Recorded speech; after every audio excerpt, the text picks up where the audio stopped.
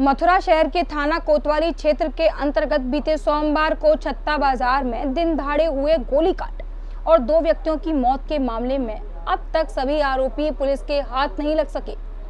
इस प्रकरण में फरार आरोपियों के ऊपर एसएसपी ने 25,000 का इनाम भी घोषित कर दिया है।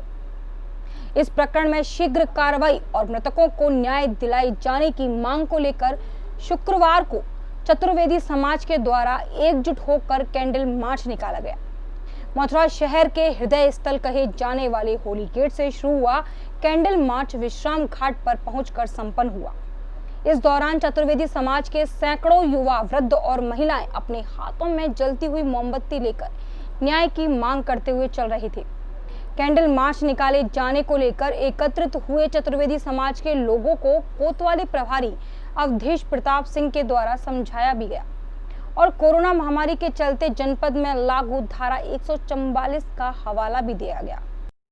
जी, जैसा कि सर्वविदित है कि विगत 22 जून को कुछ आपराधिक किस्म के व्यक्तियों द्वारा एक घटनाक्रम को अंजाम दिया गया था, जिसमें 2 हमारे चतुर्वेदी बंधु जो पूर्णतः निर्दोष और निहत्थे थे, अपने घर के बाहर बैठे हुए थे, उन लोगों को अपराधियों द्वारा मौत के घाट उतार दिया गया और खुलेआम शहर के बीचों बीच भीड़ भाड़ वाले इलाके में हथियारों का खुला प्रदर्शन किया गया ऐसे अपराधियों द्वारा।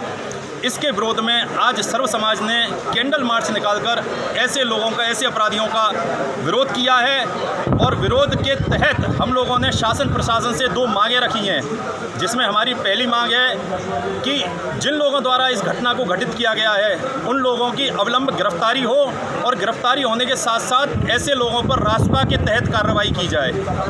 हमारी दूसरी मांग है, जो लोग इसमें जिनकी मृत्यु हुई है उन दोनों व्यक्तियों के परिवारीजनों के लिए शासन द्वारा उचित मुआवजा दिया जाए, क्योंकि एक व्यक्ति की क्षति सर्व समाज की, पूरे परिवार की क्षति होती है।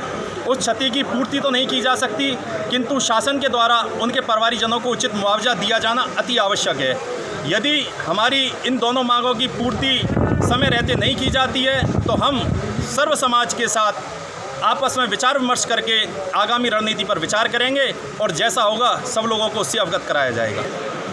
2 दिन पहले गली से भीचंद में एक जघन्य हत्याकांड हुआ। उसमें मरने वाले पेशेवर अपराधी नहीं थे, बहुत ही सज्जन आदमी थे और मंदिर पर जाकर पूजा कर रहे थे। 2 गुटों के बीच में न जाने किसकी लड़ाई होती है, परंतु उसमें वो निर्दोष बोलने वाले, उनसे पता पूछा, उन्होंने पता नहीं बतलाया। पता न बताने पर ज़बरदस्ती गोली मार दी गई। बहुत सज्जन आदमी थे, किसी से लड़ाई झगड़ा नहीं था उन दोनों का। तो शीघ्र न्याय हो, प्रशासन से ये मांग करने के लिए समाज को एकत्र किया गया है। आज अभी तक जो पुलिस की कार्रवाई रही उससे कितना संतुष्ट है? पुलिस की कार्रवाई चल रही है, रोज कुछ न कुछ अलग कह देते हैं। सर्वप्रथम पहले दिन डीआईजी ने एक वक्तव्य दिया था कि ये लेने देने का और आपस में 2 गुटों में गोली चली। वो दूसरा गुट तो गुट ही नहीं है, सीधे सज्जन आदमी है, वो भजन पूजन करने वाले हैं। उनका गुट कहाँ, किसी से तू तड़ाक भी नहीं हुई आज तक उनकी। और फिर एक गरीब सब्जी विक्रेता के पास इतना महंगा हथियार कैसे आया? सर्वप्रथम उसकी जांच होनी चाहिए। वह गरीब विक्रेता सब्जी विक्रेता ही नहीं है, हथियारों का कारोबार करता है, मादक पदार्थों का कारोबार करता है, सट्टेबाजी करता है। सट्टी के नंबर उसके यहाँ लिखे जाते हैं सब्जी की आड़ में। ऐसे जघन्य काम करने वाला पेशेवर अपराधी है वो। इससे पहले भी 3 केस कर चुका है, वृंदावन में 1 मर्डर कर चुका है। उसके जो शेष परिवारीजन रह गए हैं उन पर आज वरिष्ठ पुलिस अधीक्षक ने 25-25 हज़ार रुपये का इनाम घोषित किया है। इससे संतुष्ट है समाज? नहीं जी, जो आपके कब्जे में मुजरिम है उससे आप पूछताछ कीजिए ना, जो कौन है, कहाँ चला गया है।